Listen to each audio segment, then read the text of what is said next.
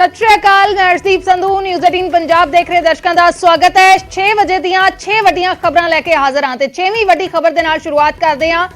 ਜ਼ੀਰਾ ਦੇ ਵਿੱਚ ਪ੍ਰਸ਼ਾਸਨ ਧਰਨਾ ਚੁਕਾਉਣ ਦੀ ਤਿਆਰੀ ਦੇ ਵਿੱਚ ਹੈ।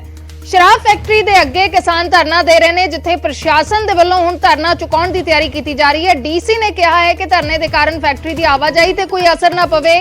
ਅਸੀਂ ਆਪਣੇ ਲੋਕਾਂ ਤੇ ਬਲ ਪ੍ਰਯੋਗ ਨਹੀਂ ਕਰਨਾ ਚਾਹੁੰਦੇ, ਸ਼ਾਂਤਮਈ ਤਰੀਕੇ ਦੇ ਨਾਲ ਇਹ ਧਰਨਾ ਖਤਮ ਕਰ ਦਿਓ। ਪ੍ਰਸ਼ਾਸਨ ਨੇ ਅਪੀਲ ਕੀਤੀ ਹੈ।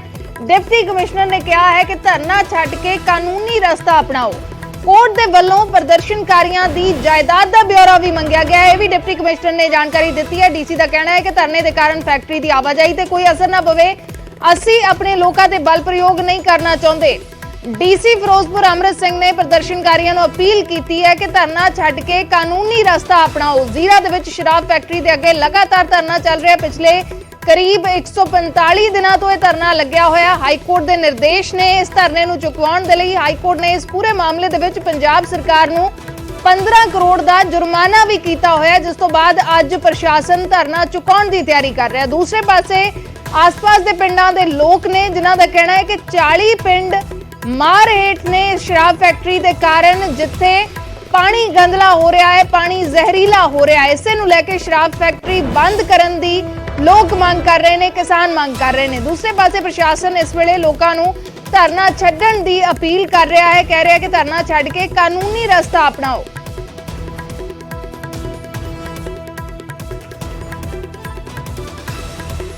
मेरा as deputy commissioner Firozpur, SSP Firozpur, पूरा प्रशासन, पंजाब सरकार कदे भी नहीं चाहेगी कि अपने आप दे बंदियां दे उत्ते कोई भी इस तरीके का फोर्सफुल स्टैप चकना पाए। इसे करके मैं सारिਆਂ ਨੂੰ ਅੱਜ भी अपील करना चाह रही हाँ कि ਉਹ ਇੱਕ ਡੈਮੋਕ੍ਰੈਟਿਕ ਤਰੀਕੇ ਦੇ ਨਾਲ ਜਿਹੜਾ ਹੈਗਾ, ਜਿਹੜੀ ਲੀਗਲ ਰੈਮੇਡੀ ਉਹਨਾਂ ਦੇ ਕੋਲ ਅਵੇਲੇਬਲ ਹੈਗੀ ਔਰ ਪ੍ਰੋਟੈਸਟ ਦਾ ਰਾਈਟ ਵੀ ਅਵੇਲੇਬਲ ਹੈ, ਉਹਨੂੰ ਇੱਕ ਡੈਮੋਕ੍ਰੈਟਿਕ ਤਰੀਕੇ ਦੇ ਨਾਲ ਹੀ ਕਰਨ। डिप्टी कमिश्नर का यह बयान है, जिन्हों का कहना है कि असी अपने लोगों ते नहीं चाहते कि सानू बल प्रयोग करना पवे, लेकिन जो कानूनी तरीका है वो लोगों को अपनाना चाहिए है। कानूनी तरीका, लीगल तरीके दे नाल अगर वो मसला चुकना चाहते हैं तो कानूनी तरीका वरतन। धरना उन्होंने छड्डण दी अपील की है। डिप्टी कमिश्नर ने धरना चुकाउण दी तैयारी दे विच प्रशासन सरकार दे वल्लों 44 सीनियर पुलिस अधिकारी इस धरने नूं चुकवाउण दे लई लगाए गए ने। उन्हां दी ड्यूटी तैनात की गई है ते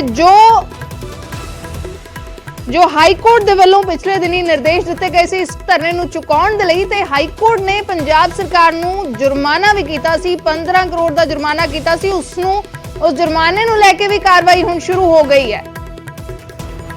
ऑर्डर्स हैगे ਉਹਦੇ ਚ डिप्टी कमिश्नर फिरोजपुर ਨੂੰ ऑन एफिडेविट ਇਹ ਕਿਹਾ ਗਿਆ ਹੈ ਕਿ ਜਿਹੜੇ ਪ੍ਰੋਟੈਸਟਰਸ ਫੈਕਟਰੀ ਨੂੰ ਬਲੌਕ ਕਰ ਰਹੇ ਨੇ ਉਹਨਾਂ ਦੇ ਨਾਮ ਹਾਈ ਕੋਰਟ ਨੂੰ ਦਿੱਤੇ ਜਾਣ ਤੇ ਨਾਲ ਜਿਹੜੀ ਉਹਨਾਂ ਦੀ ਪ੍ਰਾਪਰਟੀ ਡਿਟੇਲਸ ਹੈ ਉਹ ਵੀ ਹਾਈ ਕੋਰਟ ਨੂੰ ਦਿੱਤੀਆਂ ਜਾਣ।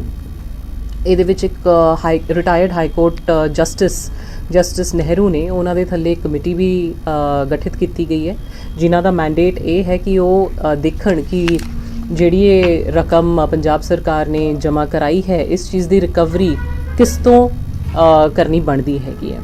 सो मैं पिछले 4-5 दिन पहला भी प्रोटेस्ट साइट ते गई सीगी। मेरा उद्देश्य यही सीगा कि मैं एज डिप्टी कमिश्नर फिरोजपुर कदे भी नहीं चाहांगी, प्रशासन कदे भी नहीं चाहेगा, ना पंजाब सरकार ही चाहेगी कि इत्थे दे लोकां नूं किसी भी तरीके का कोई परमानेंट नुकसान होवे। ਤਾਂ ਅਸੀਂ ਕਲੈਰਿਟੀ ਦੇਣਾ ਚਾਹੁੰਦੇ ਸੀ ਕਿ ਇੱਕ ਤਾਂ ਜਿਹੜੇ ਆਰਡਰਸ ਹੈਗੇ ਕੋਰਟ ਦੇ ਕਿ 300 ਮੀਟਰ ਪਿੱਛੇ ਹੋ ਕੇ ਆਪਣਾ ਧਰਨਾ ਜਿਹੜਾ ਹੈਗਾ ਉਹ ਚਾਲੂ ਰੱਖਿਆ ਜਾਵੇ ਔਰ ਫੈਕਟਰੀ ਦੀ ਆਵਾਜਾਈ ਦੇ ਵਿੱਚ ਕਿਸੇ ਨੂੰ ਵੀ ਬਲੌਕ ਨਾ ਕੀਤਾ ਜਾਵੇ। ਤੇ ਇਸ ਬੁਲੇਟਿਨ ਦੀ 5ਵੀਂ ਵੱਡੀ ਖਬਰ ਦਾ ਰੁਖ ਕਰਦੇ ਹਾਂ। ਫਰੀਦਕੋਟ ਦੇ ਵਿੱਚ ਨੈਸ਼ਨਲ ਹਾਈਵੇ ਜਾਮ ਕਰ ਦਿੱਤਾ ਗਿਆ। ਇਨਸਾਫ ਮੋਰਚੇ ਦੇ ਵੱਲੋਂ ਧਰਨਾ ਲਗਾਤਾਰ ਜਾਰੀ ਹੈ ਤੇ ਇਨਸਾਫ ਮੋਰਚੇ ਨੇ ਅੱਜ ਪੰਥਕ ਇਕੱਠ ਵੀ ਸੱਦਿਆ ਸੀ ਤੇ ਉਸ ਤੋਂ ਬਾਅਦ ਨੈਸ਼ਨਲ ਹਾਈਵੇ ਜਾਮ ਕਰ ਦਿੱਤਾ ਗਿਆ। ਅੰਮ੍ਰਿਤਸਰ ਬਠਿੰਡਾ ਨੈਸ਼ਨਲ ਹਾਈਵੇ ਇਨਸਾਫ ਮੋਰਚੇ ਦੇ ਵੱਲੋਂ ਜਾਮ ਕਰ ਦਿੱਤਾ ਗਿਆ ਹੈ। ਬਹਿਬਲ ਕਲਾਂ ਗੋਲੀकांड ਮਾਮਲੇ ਦੇ ਵਿੱਚ ਇਨਸਾਫ ਦੀ ਮੰਗ ਕੀਤੀ ਜਾ ਰਹੀ ਹੈ। ਇਹ ਵੀ ਇਲਜ਼ਾਮ ਲਗਾਏ ਜਾ ਰਹੇ ਨੇ ਕਿ ਸਰਕਾਰ ਨੇ ਵਾਅਦਾ ਖਿਲਾਫੀ ਕੀਤੀ ਹੈ। ਬੇਅਦਬੀ ਤੇ ਗੋਲੀकांड ਮਾਮਲੇ ਦੇ ਵਿੱਚ ਜਾਂਚ ਦਾ ਡਰਾਮਾ ਕੀਤਾ ਗਿਆ। ਇਹ ਇਲਜ਼ਾਮ ਲਗਾਏ ਗਏ ਨੇ ਕਿ ਜਾਂਚ ਦਾ ਡਰਾਮਾ ਕੀਤਾ ਗਿਆ, ਇਨਸਾਫ ਨਹੀਂ ਦਿੱਤਾ ਗਿਆ ਤੇ ਇਸੇ ਦੇ ਚੱਲਦੇ ਹੁਣ ਨੈਸ਼ਨਲ ਹਾਈਵੇ ਜਾਮ ਕਰ ਦਿੱਤਾ ਗਿਆ ਹੈ।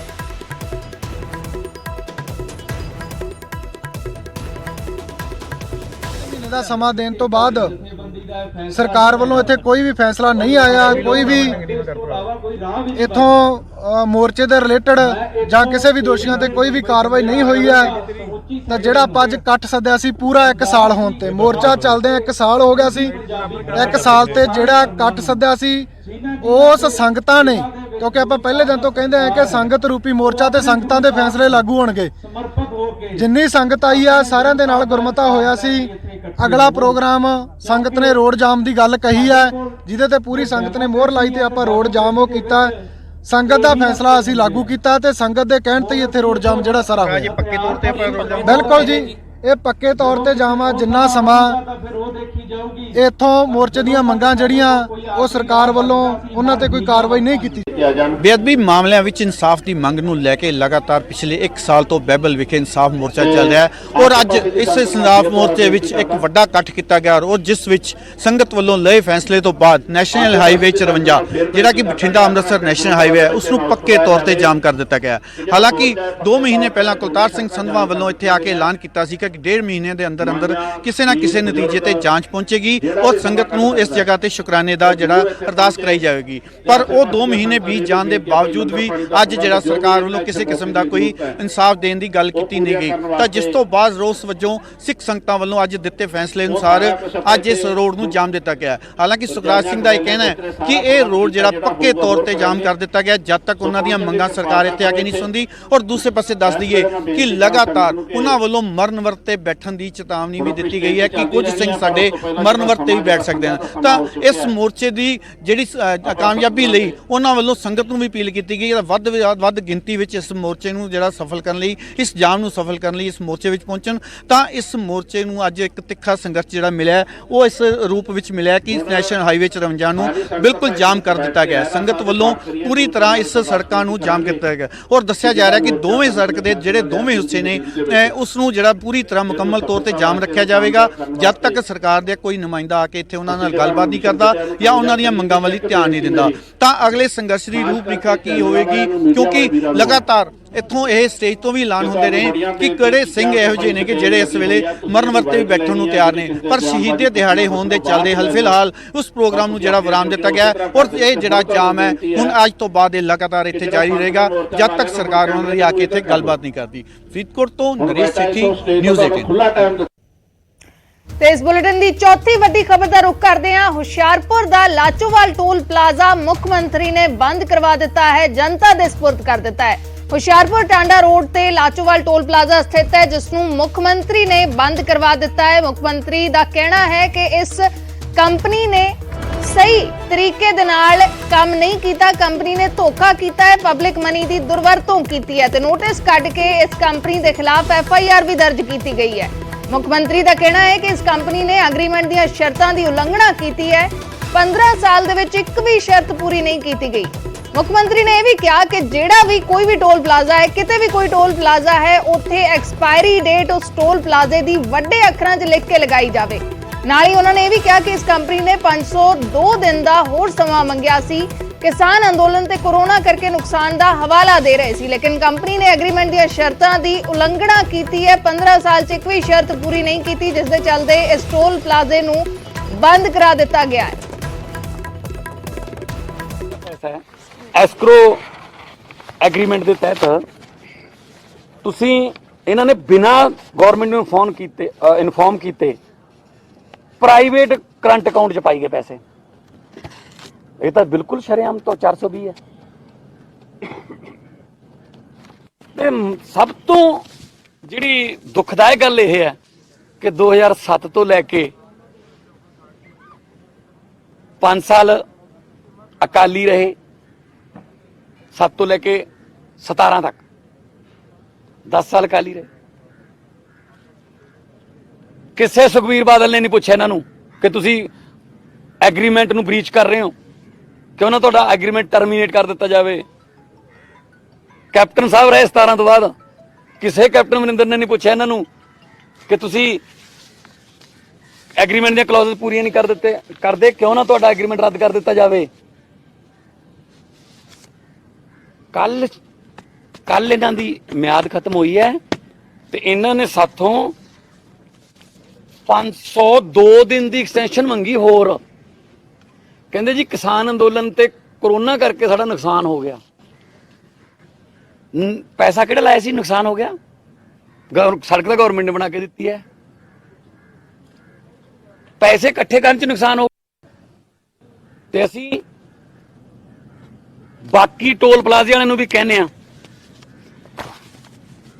ਅਸੀਂ ਆਰਡਰ ਦੇ ਰਹੇ ਹਾਂ, ਇਹਨਾਂ ਨੂੰ ਚਿੱਠੀਆਂ ਕੱਢ ਰਹੇ ਹਾਂ, ਹਰੇਕ ਟੋਲ ਪਲਾਜ਼ਾ ਆਪਣੀ ਐਕਸਪਾਇਰੀ ਡੇਟ ਵੱਡੇ ਅੱਖਰਾਂ ਦੇ ਵਿੱਚ ਆਪਣੇ ਟੋਲ ਪਲਾਜ਼ੇ ਤੇ ਲਿਖ ਕੇ ਲਾਵੇ ਕਿ ਇੰਨੀ ਤਰੀਕ ਨੂੰ ਸਾਡਾ ਟੋਲ ਖਤਮ ਹੋ ਰਿਹਾ।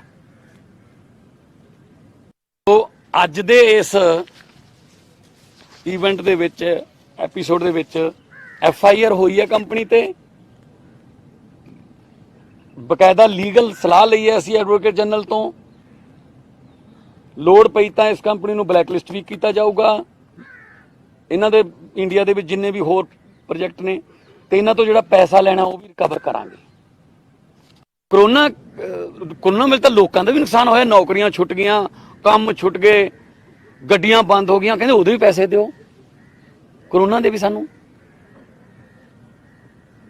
ਸੋ ਇਹ ਤੋਂ ਵੱਡੀ ਲੁੱਟ ਨਹੀਂ ਹੋ ਸਕਦੀ। ਮੈਂ ਸੁਖਬੀਰ ਬਾਦਲ ਤੇ ਕੈਪਟਨ ਸਾਹਿਬ ਨੂੰ ਪੁੱਛਣਾ ਚਾਹੁੰਦਾ, ਜਿਹੜੇ ਰੋਜ਼ ਸਾਡੀ ਸਰਕਾਰ ਨੂੰ ਬਦਨਾਮ ਕਰਨ ਤੇ ਲੱਗੇ ਹੋਏ ਨੇ, ਕਿਉਂਕਿ ਉਹਨਾਂ ਨੂੰ ਪਤਾ ਹੈ ਕਿ ਹੋਰ ਤਾਂ ਕੋਈ ਮੁੱਦਾ ਹੈ ਨਹੀਂ।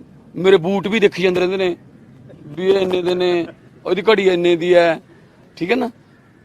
ਸੋ ਉਹਨਾਂ ਨੂੰ ਮੈਂ ਪੁੱਛਣਾ ਚਾਹੁੰਦਾ, ਆਹ ਜਿਹੜਾ ਤੁਸੀਂ ਪੰਜਾਬ ਉਜਾੜਿਆ ਹੈ, ਹਜੇ ਤਾਂ ਹੋਰ ਹਿਸਾਬ ਆਉਣਗੇ, ਹਜੇ ਦੇਖਿਓ ਸਹੀ ਤੁਸੀਂ, ਹਜੇ ਤਾਂ ਖੁੱਲਣ ਲੱਗੇ ਨੇ ਇਹਨਾਂ ਦੇ ਕਿੱਸੇ, ਜਿਹੜੇ ਨੇ ਭੇਤ ਇਹਨਾਂ ਦੇ ਖੁੱਲਣ ਲੱਗੇ ਨੇ। ਕਿਵੇਂ ਰਲ ਕੇ ਇਹਨਾਂ ਨੇ ਕਿਉਂ ਨਹੀਂ ਕੀਤਾ ਜੀ 15 ਸਾਲ?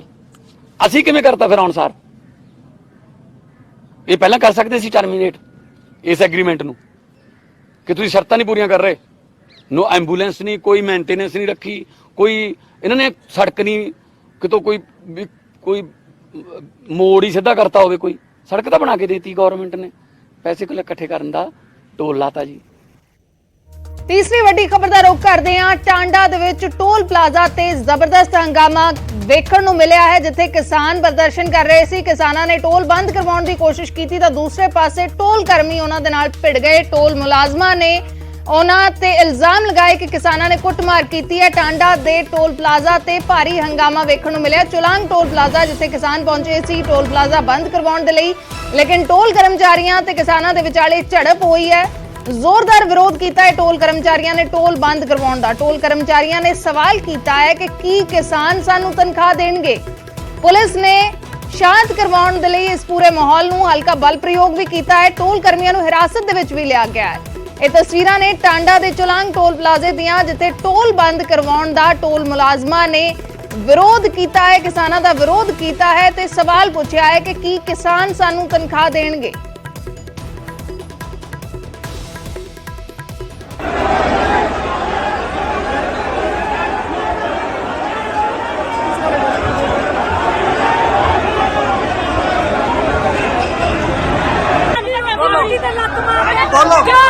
क्यों मार दे? सानू तनख्वाह नहीं देनी। जेड़ा दर्द कर चलदे उन्होंने पूछो कितना करदे कब्जे चले जांदे। ਪੁਲਿਸ ਨੇ ਜਿਹੜਾ ਲਾਠੀਚਾਰਜ ਕੀਤਾ, ਤੁਹਾਡੇ ਤੋਂ ਲਾਠੀਚਾਰਜ ਕੀਤਾ, ਪੁਲਿਸ ਕਰਮਚਾਰੀ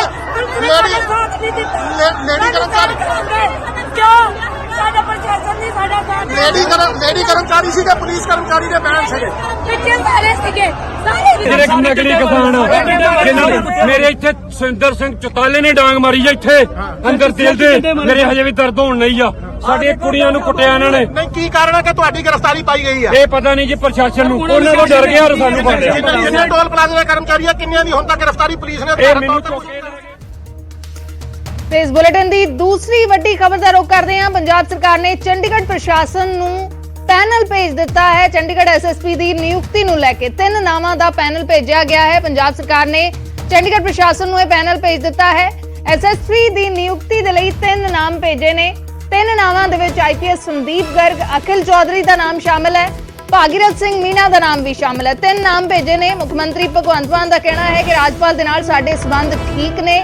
ਪੰਜਾਬ ਕੇਡਰ ਦਾ SSP ਦੁਬਾਰਾ ਲਗਾਇਆ ਜਾਏਗਾ ਚੰਡੀਗੜ੍ਹ ਦੇ ਵਿੱਚ। ਮੁੱਖ ਮੰਤਰੀ ਨੇ ਕਿਹਾ ਹੈ ਕਿ ਸੰਵਿਧਾਨ ਦੇ ਮੁਤਾਬਕ ਚੱਲ ਰਹੇ ਹਾਂ। ਤਾਂ 3 ਨਾਵਾਂ ਦਾ ਪੈਨਲ SSP ਦੀ ਨਿਯੁਕਤੀ ਦੇ ਲਈ ਭੇਜ ਦਿੱਤਾ ਗਿਆ ਹੈ। ਪੰਜਾਬ ਨਾਲ ਸੰਬੰਧ ਠੀਕ ਨੇ, ਠੀਕ ਹੈ ਨਾ। ਕਈ ਵਾਰੀ ਕੋਈ ਇਸ ਤਰ੍ਹਾਂ ਦਾ ਚੱਲਦਾ ਰਹਿੰਦਾ ਹੈ, ਸੋ ਠੀਕ ਹੋ ਗਿਆ। ਅਸੀਂ ਪੈਨਲ ਭੇਜਤਾ ਤੇ ਪੰਜਾਬ ਦਾ ਜਿਹੜਾ IPS ਦਾ ਕਾਡਰ ਹੈ SSP ਦਾ, ਉਹ ਬੜੀ ਜਲਦੀ ਚੰਡੀਗੜ੍ਹ ਦੇ ਵਿੱਚ ਦੁਬਾਰਾ ਜਿਹੜਾ ਉਹ ਲਗਾ ਦਿੱਤਾ ਜਾਊਗਾ। ਤੇ ਜੋ ਵਿਧਾਨਕਾਰ ਦੇ ਨੀਤੀਆਂ ਮੁਤਾਬਕ ਅਸੀਂ ਚੱਲ ਰਹੇ ਹਾਂ ਤੇ ਆਉਣ ਵਾਲੇ ਦਿਨਾਂ ਦੇ ਵਿੱਚ ਬੜੀ ਜਲਦੀ ਚੰਡੀਗੜ੍ਹ ਦੇ ਵਿੱਚ ਸਾਡਾ SSP ਜਿਹੜਾ ਪੰਜਾਬ ਕੇਡਰ ਦਾ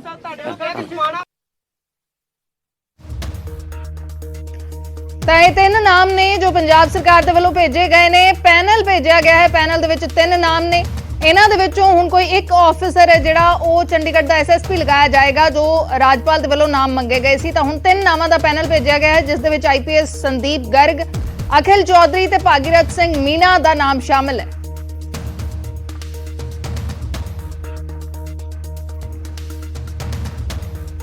ਉਧਰ ਜਲੰਧਰ ਦੇ ਲਤੀਫਪੁਰਾ ਦੇ ਬੇਘਰ ਹੋਏ ਲੋਕਾਂ ਦਾ ਮੁੱਦਾ ਸੰਸਦ ਦੇ ਵਿੱਚ ਗੂੰਜਿਆ ਹੈ। ਕਾਂਗਰਸ ਸਾਂਸਦ ਰਵਨੀਤ ਬਿੱਟੂ ਨੇ ਸੰਸਦ ਦੇ ਵਿੱਚ ਇਹਨਾਂ ਲੋਕਾਂ ਦਾ ਮੁੱਦਾ ਚੁੱਕਿਆ ਹੈ। ਜਲੰਧਰ ਦੇ ਵਿੱਚ ਲਤੀਫਪੁਰਾ ਦੇ ਵਿੱਚ ਜਿਹੜੇ ਲੋਕਾਂ ਦੇ ਘਰ ਢਾਏ ਗਏ ਨੇ, ਰਵਨੀਤ ਬਿੱਟੂ ਨੇ ਸੰਸਦ 'ਚ ਉਹਨਾਂ ਦਾ ਮੁੱਦਾ ਚੁੱਕਿਆ ਹੈ ਤੇ ਕਿਹਾ ਹੈ ਕਿ ਸਰਦੀਆਂ ਦੇ ਵਿੱਚ ਲੋਕਾਂ ਨੂੰ ਬੇਘਰ ਕਰ ਦਿੱਤਾ ਗਿਆ ਹੈ। ਰਵਨੀਤ ਬਿੱਟੂ ਨੇ ਸੰਸਦ ਦੇ ਵਿੱਚ ਇਹ ਮੁੱਦਾ ਚੁੱਕਿਆ ਹੈ ਤੇ ਕੇਂਦਰ ਸਰਕਾਰ ਤੋਂ ਦਖਲ ਦੇਣ ਦੀ ਮੰਗ ਕੀਤੀ ਹੈ। ਮੰਤਰੀ ਹਰਦੀਪ ਪੁਰੀ ਨੇ ਹਰ ਸੰਭਵ ਮਦਦ ਦਾ ਭਰੋਸਾ ਦਿੱਤਾ ਹੈ ਤੇ ਉਹਨਾਂ ਨੇ ਕਿਹਾ ਹੈ ਕਿ ਹਰ ਕਾਰਵਾਈ ਦੇ ਵਿੱਚ ਮਨੁੱਖੀ ਪੱਖਾਂ ਦਾ ਧਿਆਨ ਰੱਖਿਆ ਜਾਵੇ। ਰਵਨੀਤ ਬਿੱਟੂ ਨੇ ਕਿਹਾ ਹੈ। ਰਵਨੀਤ ਬਿੱਟੂ ਨੇ ਸੰਸਦ ਦੇ ਵਿੱਚ ਇਹ ਮੁੱਦਾ ਚੁੱਕਿਆ ਹੈ। ਜਲੰਧਰ ਦੇ ਲਤੀਫਪੁਰਾ 'ਚ ਜਿਹੜੇ ਲੋਕਾਂ ਦੇ ਘਰ ਢਾਹ ਦਿੱਤੇ ਗਏ ਨੇ ਤੇ ਸਰਦੀਆਂ ਦੇ ਵਿੱਚ ਇਹ ਲੋਕ ਬੇਘਰ ਹੋ ਗਏ ਨੇ, ਉਹਨਾਂ ਦਾ ਮੁੱਦਾ ਸੰਸਦ ਦੇ ਵਿੱਚ ਰੱਖਿਆ ਹੈ।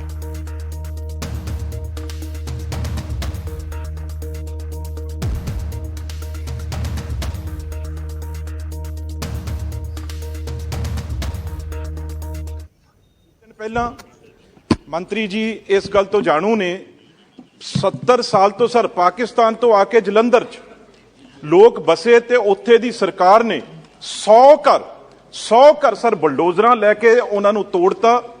ਆਪਾਂ ਘਰ ਦੇਣ ਦੀ ਗੱਲ ਕਰਦੇ ਹਾਂ ਸਰ, ਠੰਡ ਦੇ ਵਿੱਚ ਜਲੰਧਰ ਦੇ ਵਿੱਚ ਐਸਾ ਮੈਂ ਤਾਨਾਸ਼ਾਹ ਕਦੇ ਦੇਖਿਆ ਨਹੀਂ। ਤੇ ਮੈਨੂੰ ਲੱਗਦਾ ਮੰਤਰੀ ਜੀ ਦਿੱਲੀ ਦੇ ਆ ਪਰ ਪੰਜਾਬੀ ਨੇ, ਇਸ ਗੱਲ ਤੋਂ ਵਾਕਿਫ ਹੋਣਗੇ। ਆਪ ਇੰਟਰਵੀਨ ਕਰਕੇ ਸਰ, ਜਗ੍ਹਾ ਬੇਸ਼ੱਕ ਉਹਨਾਂ ਦੀ ਹੋਵੇ ਪਰ ਸਰ ਉਹਨਾਂ ਨੂੰ ਘਰ ਲਮਾਉਣ ਲਈ ਇਹ ਆਪ ਇੰਟਰਵੀਨ ਕਰਨ। ਨਹੀਂ ਬਹੁਤ ਬੁਰਾ ਹਾਲ ਆ ਜਿਹੜਾ ਜਲੰਧਰ 'ਚ ਹੋਇਆ ਪਿਆ। ਬਾਹਰ ਤੱਕ ਦੀਆਂ ਸੰਸਥਾਵਾਂ ਕਹਿ ਰਹੀਆਂ ਵੀ ਅਸੀਂ ਮਦਦ ਕਰਨ ਆ ਰਹੇ ਹਾਂ, ਆਪਾਂ ਮਰੇ ਹੋਏ ਹਾਂ। ਕੀ ਗੱਲ, ਤੁਸੀਂ ਇੱਥੇ ਐਲਾਨ ਕਰੋ ਵੀ ਜੋ ਮਦਦ ਹੋਊਗੀ ਅਸੀਂ ਜਲੰਧਰ ਦੀ ਕਰਾਂਗੇ। वो कहते हैं कि मैं हूं दिल्ली से पर दिल से पंजाबी हूं। मैंने दिल से नहीं, बाकी in all respects I'm a Punjabi and a very proud Punjabi. I want to assure the honourable member that I am not going to take shelter under the argument कि ये state subject है और पंजाब में जो state government है उनको इसकी responsibility लेनी चाहिए. I join the honourable member in the sentiment. I will join that sentiment and I will appeal to everyone concerned that people who are placed in that disadvantageous situation, they should be provided relief. And for them, in the case of Punjab, in any case, there are people outside the country who are willing to come and help, as the honourable member said. So I completely will join him and endorse that sentiment, so that in this, not only in whether in any climatic or in any part of the year when it's cold or not so cold, you have no right to demolish those people. I had taken exception to the use of that term even the other day in the other house, when I said there are norms which have to be followed, and at the heart of that is a humanitarian, should be a humanitarian streak, that people who are without a shelter, they should be provided shelter rather than their whatever temporary locations are demolished, if that word is used and appropriate in that incident, and then they are sent hundreds of kilometers away. So I join the honourable member in doing that.